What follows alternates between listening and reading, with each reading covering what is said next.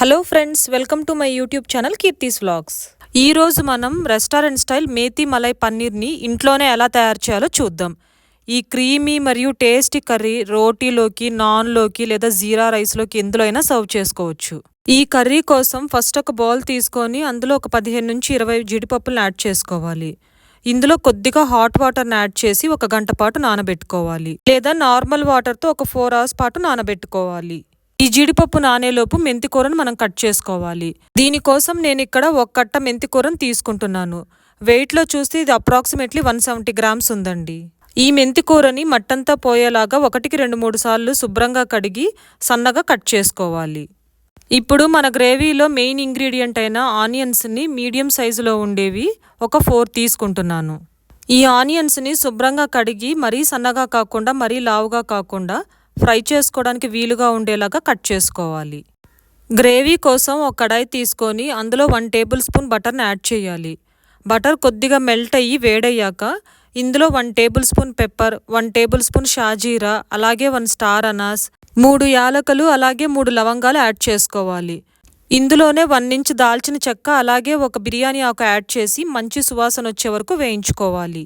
ఇవన్నీ చక్కగా వేగాక ఇందులో మనం కట్ చేసి పెట్టుకున్న ఆనియన్స్ని యాడ్ చేసుకోవాలి.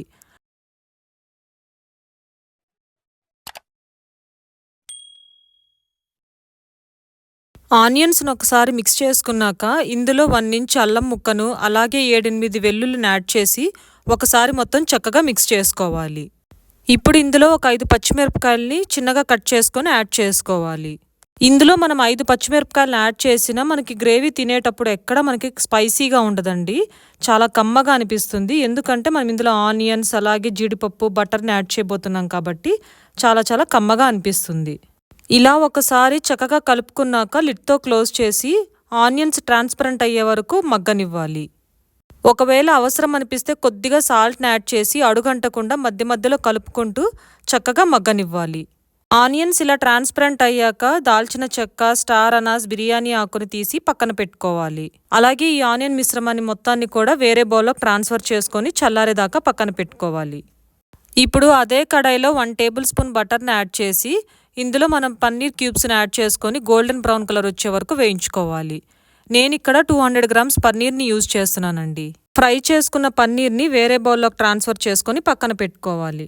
ఇప్పుడు అదే కడాయిలో అవసరం అనుకుంటే కొద్దిగా బటర్ని యాడ్ చేసుకొని ఇందులో మనం ముందుగా చాప్ చేసి పెట్టుకున్న మెంతికూరను యాడ్ చేసుకోవాలి. అలాగే ఇందులో 1 కప్ బాయిల్డ్ గ్రీన్ పీస్ కూడా యాడ్ చేసుకోవాలి.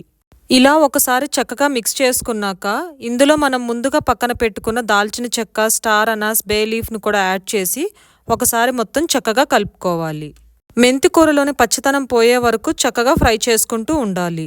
మెంతికూర ఫ్రై అయ్యేలోపు మనం ఆనియన్ పేస్ట్ని తయారు చేసుకుందాం. దీనికోసం మనం చల్లారబెట్టుకున్న ఆనియన్స్ని ఒక మిక్సీ జార్లోకి తీసుకొని మనం ముందుగా నానబెట్టుకున్న జీడిపప్పును కూడా మిక్సీ జార్లోకి యాడ్ చేసుకొని చక్కగా మిక్సీ పట్టుకోవాలి. ఈ లోపు మన మెంతికూర కూడా చక్కగా ఫ్రై అయి ఉంటుందండి. ఇందులో మనం మిక్సీ పట్టుకున్న కాజు, ఆనియన్ పేస్ట్ని యాడ్ చేసుకొని ఒకసారి మొత్తం చక్కగా కలుపుకోవాలి. ఇందులోనే కొద్దిగా వాటర్ని యాడ్ చేసి అలాగే రుచికి తగినంత సాల్ట్ని యాడ్ చేసి చక్కగా కలుపుకోవాలి.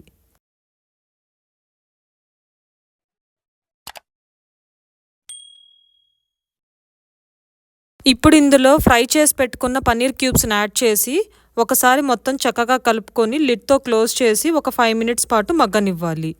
ఒకవేళ అవసరం అనుకుంటే కొద్దిగా వాటర్ని యాడ్ చేసుకోవచ్చండి. అలాగే అడుగంటకుండా మధ్య మధ్యలో కదుపుకుంటూ ఒక 5 మినిట్స్ పాటు మగ్గనివ్వాలి.